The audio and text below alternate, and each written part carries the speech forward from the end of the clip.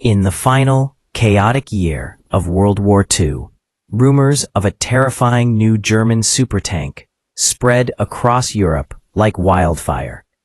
Allied soldiers whispered about it in muddy foxholes. Intelligence officers debated whether it even existed. But soon, American crews would see it with their own eyes, and what they found shocked them. Not because of its firepower, not because of its armor, but because this so-called invincible beast had broken down before it could even reach the front line. This is the story of how American troops captured a German King Tiger tank, one of the most feared machines ever built, only to discover its greatest weakness, itself. The King Tiger, officially known as the Panzerkampfwagen Tiger Aust B, had been designed by Nazi Germany to dominate the battlefield with overwhelming strength. Its armor was practically impenetrable from the front, up to 180 millimeters thick, sloped to deflect even the deadliest Allied shells. Its main weapon, the infamous 88mm KWK-43 cannon, could punch through American Shermans at more than a mile. This tank was a mobile fortress, a machine that was supposed to change the course of a losing war, and on paper, it looked unbeatable. But reality was far more complicated. By late 1944, Germany was desperate. Every front was collapsing. Fuel was scarce.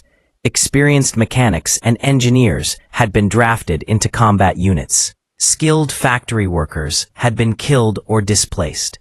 And Hitler, obsessed with wonder weapons, insisted on building increasingly complicated machines, instead of focusing on simple, reliable ones.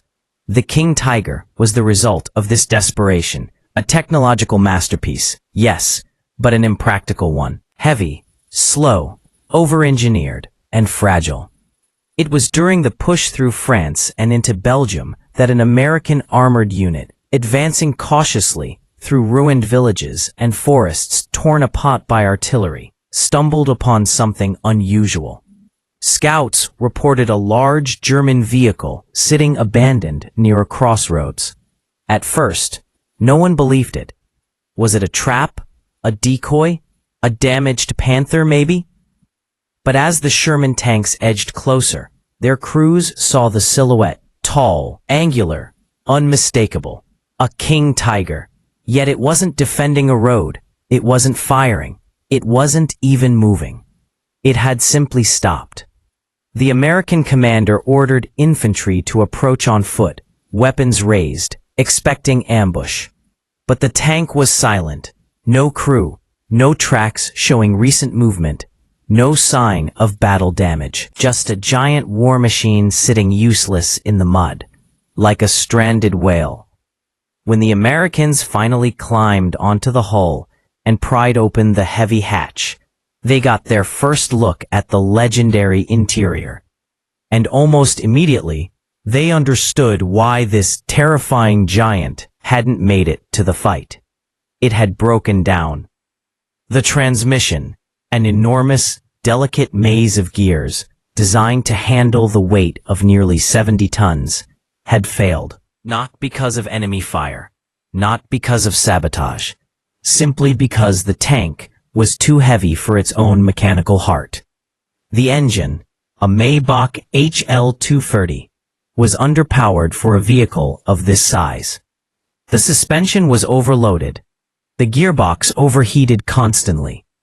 Even when perfectly maintained, the King Tiger was on the edge of mechanical collapse every time it moved. And these crews, advancing with minimal fuel and almost no logistical support, could not afford to waste precious time repairing it. The American soldiers laughed at first, partly from relief, partly from disbelief. This tank, the monster they'd been told was unstoppable, had defeated itself before a single shot could be fired. But their amusement quickly turned into fascination. Intelligence teams arrived within hours. They climbed over every inch of the machine, measuring armor thickness, photographing the gun, sketching the turret layout, and documenting the advanced optics. Then, they opened the engine compartment and discovered signs of overheating. Charred wiring, burnt oil, a gearbox locked in place, refusing to shift. It was as if the Germans had built the world's most powerful tank, but forgot that it needed to actually move. One American officer wrote that the King Tiger was a fortress built on the foundation of a sandcastle. It looked unbreakable, but its reliability was fragile. Another mechanic put it more bluntly. We didn't need to destroy it. All we had to do was wait. But capturing the tank was only the beginning. American engineers wanted to see if they could get it running.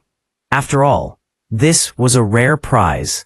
Only about 500 King Tigers were ever built, and few were captured intact.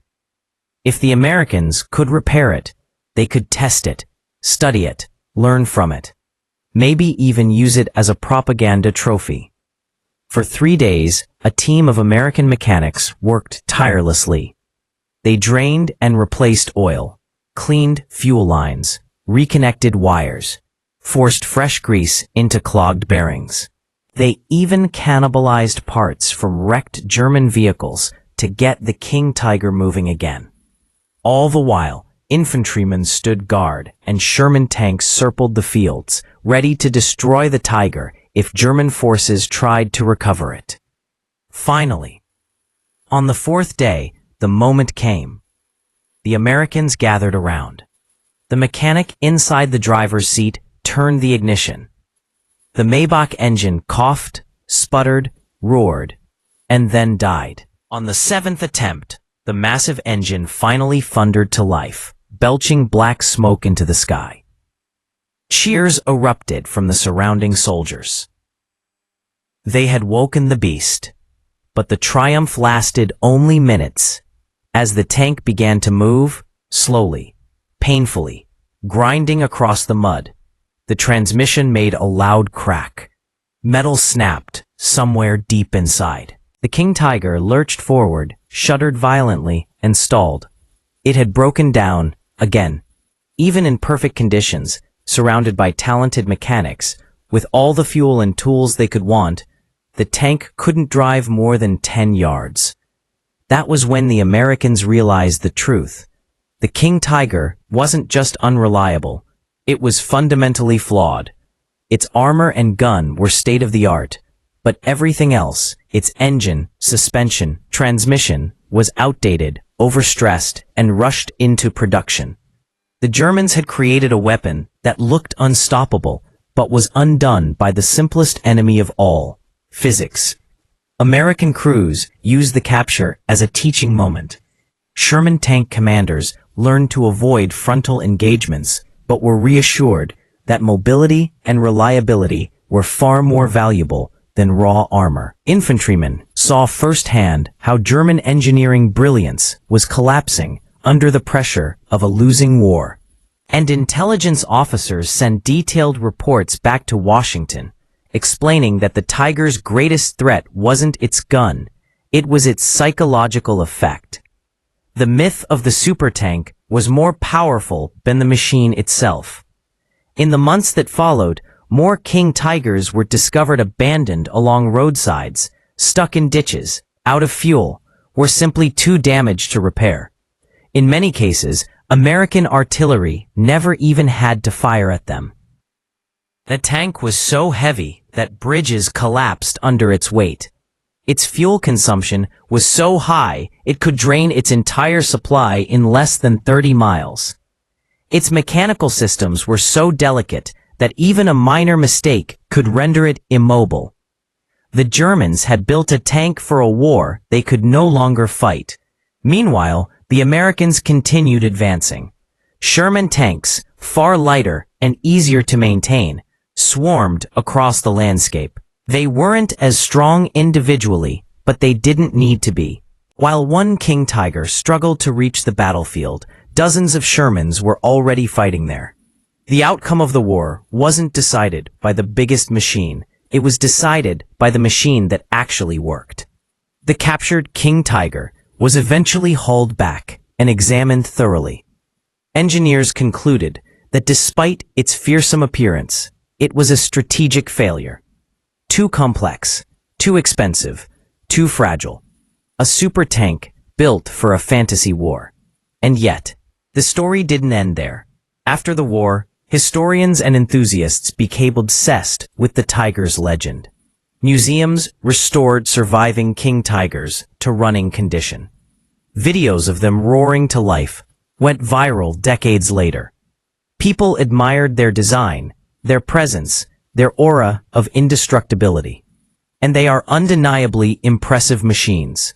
Massive, imposing, almost mythical. But the truth, remembered by the American crews who captured that first tiger, remains unchanged. Beneath the monstrous armor, behind the mighty gun, the king tiger was a fragile giant. A machine whose ambitions exceeded its abilities. A symbol of a collapsing regime, trying desperately to build miracles instead of accepting defeat. The American soldiers who found the abandoned tank never forgot the irony. Here lay one of the most powerful weapons of the war. Silent, broken, defeated not by enemy fire, but by its own weight, its own flaws, its own over-engineering. It was a reminder that wars are not won by the biggest machines or the flashiest designs. They are won by reliability, logistics, teamwork, and the ability to adapt. As the Americans continued their push into Germany, the sight of abandoned king tigers became a strange symbol of victory. A monument to the fact that even the strongest enemy can fall apart from the inside, a testament to the limits of brute force, and a quiet reassurance that the myths of the battlefield often crumble under the weight of reality. The King Tiger remains one of the most fascinating tanks ever built. But for the American crews who captured one that fateful day, the memory is much simpler. They didn't see a monster. They didn't see an invincible superweapon. They saw a broken machine sitting useless on the side of a road. A machine that never got the chance to fight because it couldn't even reach the front line. And in that moment, the myth shattered forever.